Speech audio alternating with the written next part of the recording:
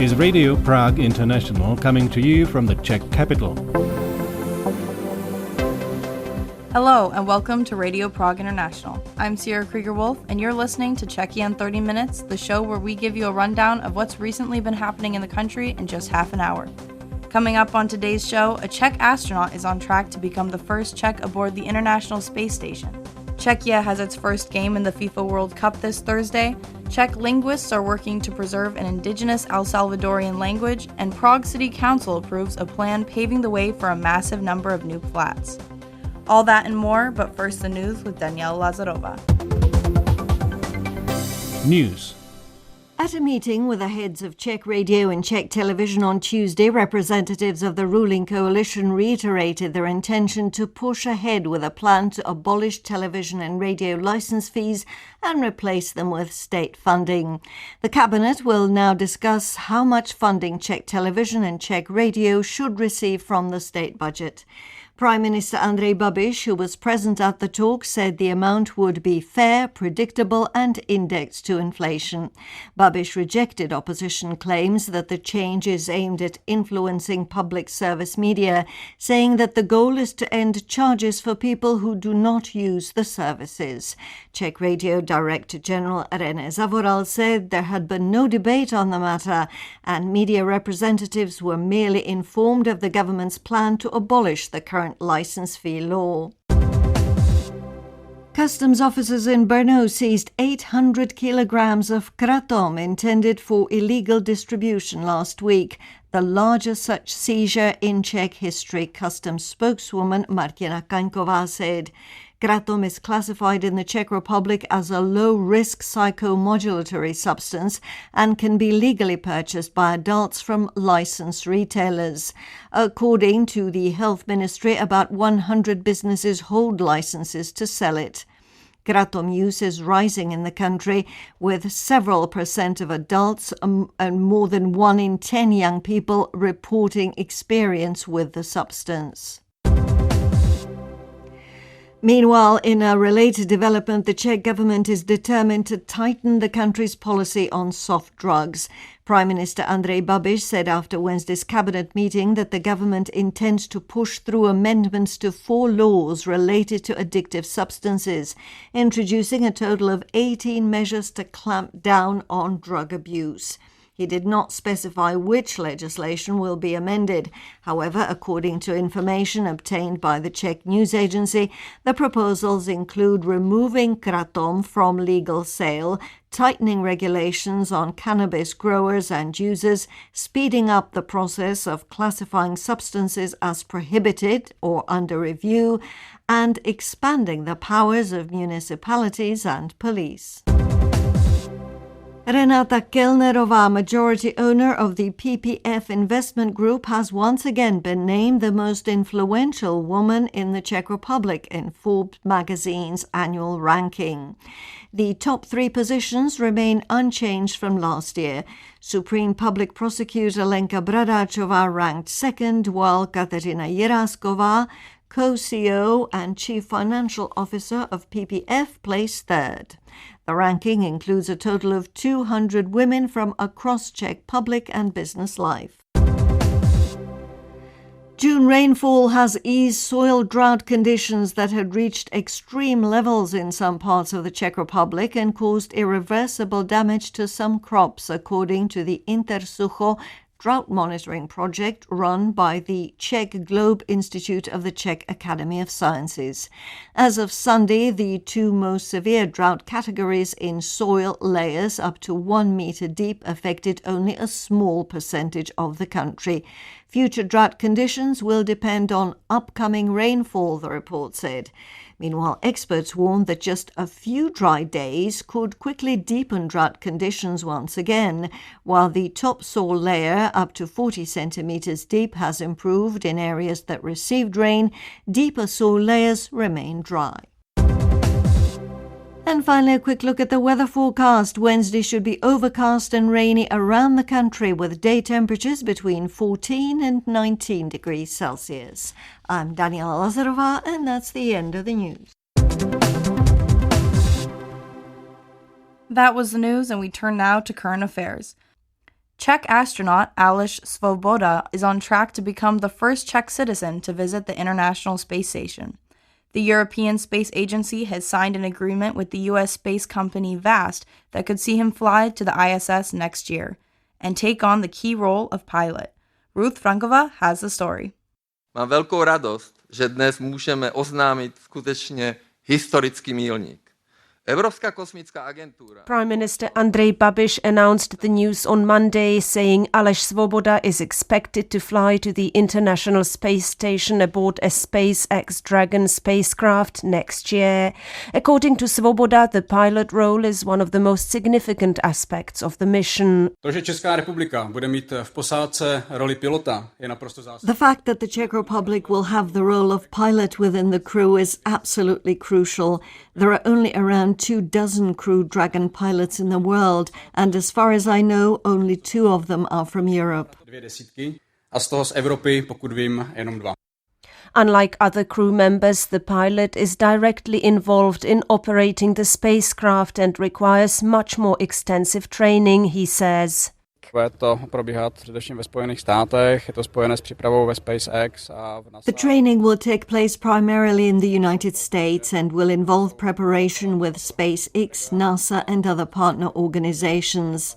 SpaceX is responsible because it provides the Crew Dragon spacecraft and the Falcon 9 launch vehicle, so a part of the training will take place at its facilities.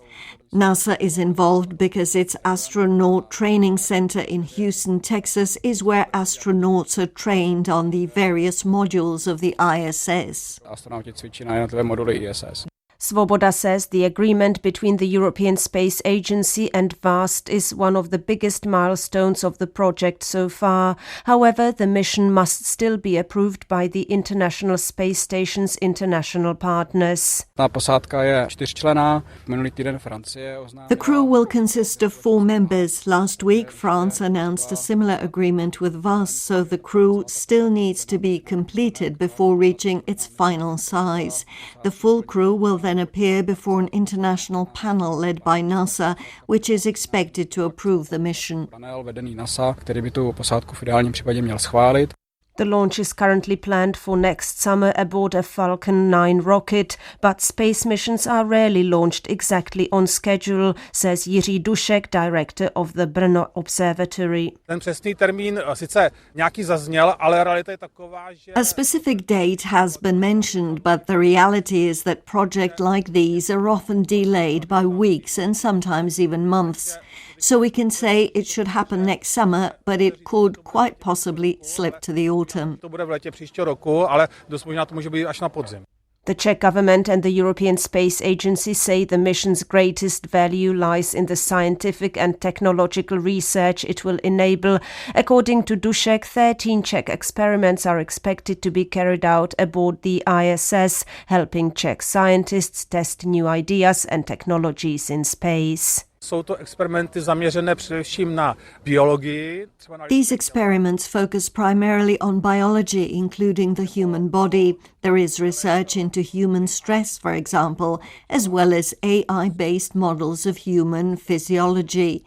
There are also technological experiments such as research into nanorobots and their behavior in the space environment, as well as cancer research. Jejich chování v kosmickém prostředí anebo výzkum rakoviny. If everything goes according to plan, Svoboda will become only the second astronaut in Czech history after Vladimír Remek and the first Czech citizen ever to visit the International Space Station. Thank you, Ruth Frankova, for that report. The biggest event in football, the World Cup, gets underway this week. Czechia, appearing in the tournament for the first time in 2 decades, will take on South Korea in their first game in Mexico's Guadalajara on Thursday. But what are the Czechs' chances of making a splash in North America? Ian Willoughby discussed their prospects with journalist Jiří Hošek of Canal Plus Sport. It is very difficult to predict because I believe the team has really gelled together under Miroslav Koubek, their new coach who took Czechia to the World Cup in the very last moment. At the same time, I think it's very demanding World Cup concerning Czechs have to travel fourth most miles among all 48 teams, just commuting between their base in Dallas and the cities where they play their fixtures. And of course, the extreme heat and the high altitude may play its role. So I think they benefit from a not simple but playable group featuring Mexico, South Korea, and South Africa. So I do believe that with one win and one draw, they could make it into the round of last 32. And who are the players, the main players the Czechs will be relying on at this World Cup? I think the fundamental philosophy of the Czech team is to avoid unforced errors at the back. So a really solid defense is the key to success. And of course, they will hope that their star attacker, Patrik Schick, who is very fragile with his injuries and illnesses, will perform. So I think these two pillars are absolutely essential. And of course, the goalkeeper performance in a tournament like the World Cup or the Euros is absolutely must. So, of course, Matěj Kovář took the team to the World Cup with his stellar performances in penalty shootouts against Ireland and Denmark. But I still, I am among the experts who kind of cast doubt whether he really has the quality to be a long-term number one goalkeeper for Czechia. As you know, big tournaments are often the place where young players first make a splash on the international stage. Are there any young Czechs who you think could be a breakout star at the World Cup? Well, there is a big PR communication story, coming just from the call-up of Czech team to the World Cup, namely in form of freshly 18-year-old Hugo Sochurek from Sparta Prague, a young guy who actually until recently was only performing in the under-19 squad of Sparta Prague.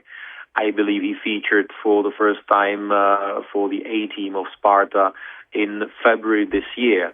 So his story is nothing short of, Cinderella story. I believe he will not feature in the starting lineup, but I do believe he will get a few minutes under his belt.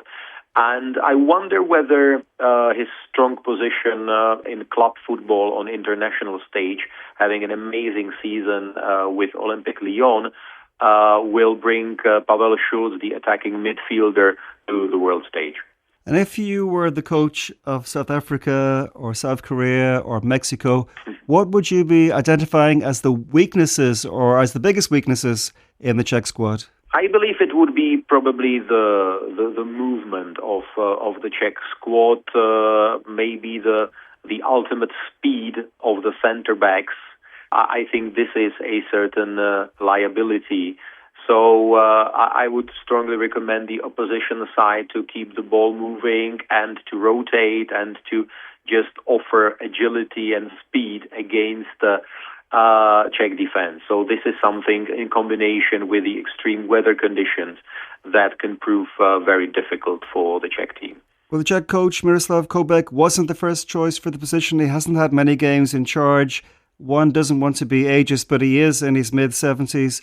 Is he the right man for this job? Well, he took the country to the World Cup for the first time in 20 years, so he deserves the credit. We saw how disjointed the club was a couple of months ago, so he did an amazing job, and having qualified, I think there was no doubt that he will not be replaced only for the tournament, but his future after the World Cup is very questionable, and I do believe for the next qualification cycle, also given his age, as you mentioned, I think Czech Football Association will pick another manager. Finally, Jiří, what would you consider a success for Czechia this summer?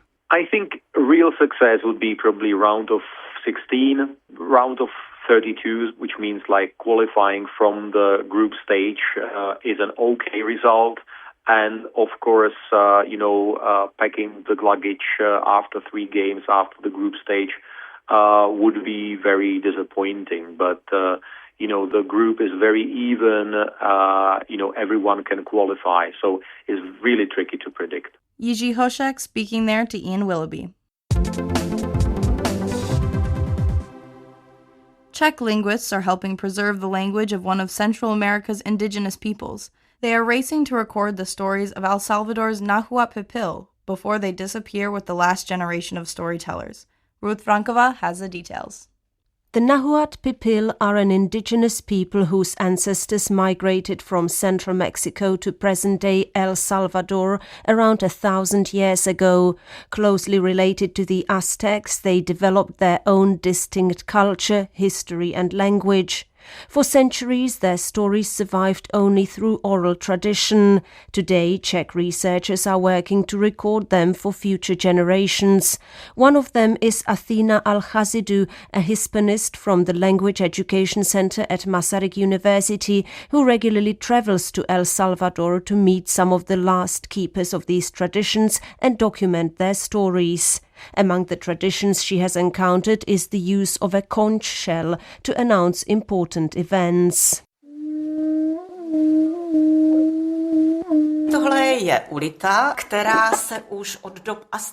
This is a conch shell that has been used since Aztec times as a trumpet to announce important events. This custom has also survived in El Salvador among Nahuat Pipil communities. Among the people sharing these traditions is 86-year-old Nansin Fidelina from the village of Santo Domingo de Guzman. Alhazidou says the title Nansin carries special meaning within the community. Nansin je označení pro babičku, ale také učitelku, protože už Nansin means grandmother but also teacher because since ancient times grandmothers have passed on knowledge, stories and practical skills how to make, prepare and create things. Také praktické návody, jak co udělat, připravit, vyrobit.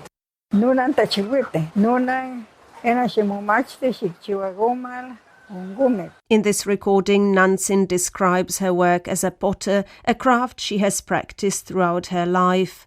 Pottery is not only part of her livelihood, but also one of the traditions she continues to pass on to younger generations. Researchers systematically record stories like hers, preserving not only an endangered language but also myths, memories and traditional knowledge. According to Alhazidou, the Nahuat Pipil have managed to preserve part of their identity despite centuries of colonization. Their language, however, has long been overshadowed by Spanish. Nahuat Pipilové je jedno z mála domorodých etnik, které... The Nahuat Pipil are one of the few indigenous groups that survived in what is now El Salvador. Today they number around 280,000 people. If their language disappears, the entire culture disappears with it. And for cultures based on oral tradition, where everything is passed down by word of mouth, that is an irreparable loss. Tak je to nenapravitelná ztráta. The preservation effort extends beyond field recordings. Researchers are also working with the Moravian Library to bring these stories to a wider audience. The library has previously organized exhibitions and educational programs and is now preparing a book of Nahuat Pipil myths and legends, says Veronika Fillinger from Masaryk University. Na začátku tohoto roku byly uskutečněny další výjezdy do těchto komunit. Researchers visited these communities again earlier this year, gathering more stories and traditions. Those accounts are now being compiled into a bilingual book that the library hopes will reach readers far beyond El Salvador. Knihovna se snaží o to, aby to bylo bilingvní, více dostupné světu. The publication aims not only to preserve the stories themselves, but also to show how the Nahuat Pipil understand the world around them. One of the myths explains how humans received cocoa from the gods. Kakaové boby představovaly hmotnou rezervu. Cocoa beans served as a store of value and were used as a form of currency.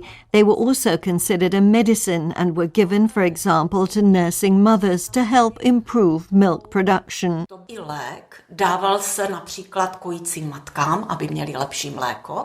The myths and legends of the Nahuat Pipil could soon be published in Czech for the first time. To help make that happen, the Moravian Library has launched a public fundraising campaign open to anyone who wishes to contribute. Thank you, Ruth Frankova, for that report.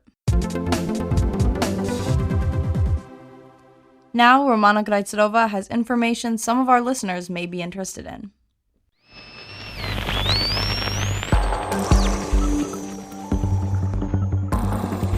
This is Radio Prague, Czechoslovakia. On the occasion of our 90th anniversary, Radio Prague International has decided to celebrate this milestone with you. Our voice has been broadcast to the world for 9 decades. Now it is time for your voice to be heard on our program. Tell us your story. Why do you listen to Radio Prague International? Since when have you known Radio Prague International, and what does Radio Prague International mean to you today? And last but not least, choose one story from our archive and tell us why it resonated with you. And how to participate? You can either send us an email at english@radio.cz with a recording answering the questions above, send us your phone number so we can call you and record your answers, or send us your answers in written form and we will read them for you. Your responses can be anonymous, or they can include your name if you wish. In any case, they will become a central part of our special broadcast culminating in August, the month when Radio Prague International was established in 1936. For 90 years, our station has been broadcasting stories of people, places and events that we believe would be valuable to you. Now, in these uncertain times, more than ever, it is your story that would be of value to us. Share it with us, share it with the world. The floor is yours.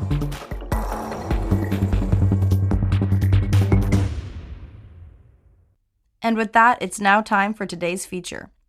After over a decade of preparation, the Prague City Council recently approved a new zoning plan for the city. What will it do to fix Prague's shortage of new apartments? And does it factor in all the amenities that development will demand? Ian Willoughby spoke to Deputy Mayor for Spatial Development Petr Hlavacek, who oversaw the conclusion of the entire project. Preparations were done for many years to create the new municipal zoning plan. How much of an achievement do you think it is to have actually had it passed now? It's actually 13 and a half years, and there's like 3 public hearings, like huge ones, not only the public hearing, but also the explanation and tours around Prague with IPR people. So it's like really a lot of work. So I think the Prague just now have a very progressive modern plan, which is completely digital, and it's start of other work, which actually is a discussion about the cooperation with the Středočeský kraj, because a lot of troubles which we have is like a transportation or school. It's connected with the Středočeský kraj, and also we must put effort to create more and more detailed documentation, which we are just now doing. So it's like big moment. Well, it's well known that Prague has a shortage of new housing. Will this new zoning plan fix that problem? Definitely. It's in terms of planning, in terms of master planning, it's opening the gates for other work. Actually, all investors are waiting for new building law. There's on the cities also a lot of technical troubles like sewage, infrastructure, which must be solved, and it's kind of common effort. But in terms of plan, it's really capacity, roughly 350,000 apartments and something like 60,000 apartments on the public land, like city housing. And over how many years will that many apartments be built? I think its plan is at least for 20 years. And we have prepared some kind of changes, but not of the main principles of the plan. It's more like a new ideas for development. Well, some critics say that the plan favours developers and doesn't sufficiently guarantee schools, healthcare facilities, and other public amenities. What would you say to that? I don't agree with this criticism. It was very clearly explained by Ondřej Boháč, the director of IPR. Public amenities is one of the genetic code of this metropolitan plan. There is a calculation, and exactly we know where should be the schools and other stuff. Everything is controlled on this contracts agreement with these investors, which is exactly saying where is going to be built park, where is going to be built school, and which land is handed over to the city and other agreements. Well, my final question is simply, what does it feel like for you? You were the kind of head of this project, so many years' work, and now you finally have it over the line. Actually, I am not only one. It's like really, we counted, it's like maybe 300 experts working through the years on this plan. As I said on the beginning, for me it's a new beginning because there is a lot of work on the city, and plan from Thursday became be some kind of pattern or base for the other work. And I'm quite happy, not because of me, but because of these mostly young people who were working on this plan so many years and spent for life for the city. Some of them hold this 13 years. So I think it's quite good information that city like Prague is able to make some kind of political decision which is not compromise, but the agreement. And with that interview with Spatial Development Deputy Mayor Petr Hlavacek, we have come to the end of this half-hour broadcast from Prague. Thank you all for tuning in, and remember, you'll find these stories and more at radio.cz. Should you like to contact us, our email address is english@radio.cz, and you can follow Radio Prague on Instagram, Facebook, and X. We're always happy to hear from you. I'm Sierra Krieger-Wolf, and have a beautiful rest of your day.